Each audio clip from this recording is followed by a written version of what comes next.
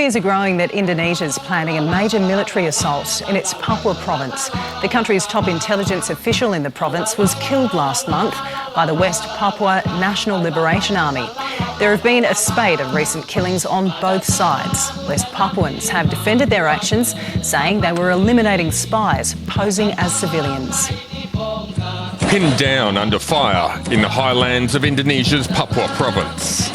Indonesian forces on the hunt for the West Papua National Liberation Army in their mountain stronghold. The latest clashes sparked after the NLA fighters killed 2 teachers and burnt down their school in April.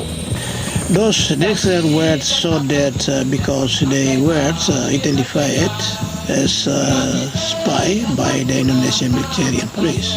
A claim denied by the government. Indonesian outrage peaked when West Papuan fighters claimed their biggest kill in the 50-year-long fight for independence. National Intelligence Agency Chief Major General Dani shot while investigating the teachers' deaths. The emboldened West Papua military wing told SBS they will continue to kill Indonesian civilians suspected of being soldiers or spies. We do this as part of limiting the Indonesian intelligence activities in our territory.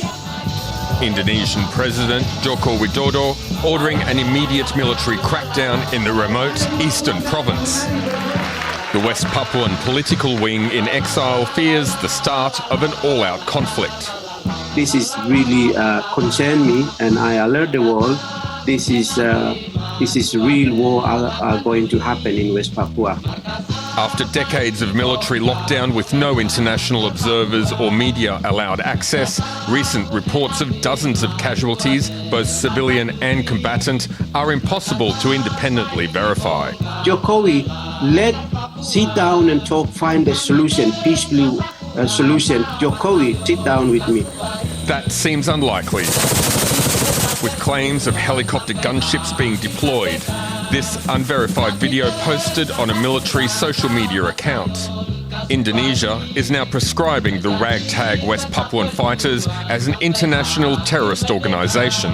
Moving towards a counter-terrorism framework will trigger more violence, more escalating situation in Papua with more killings taking place.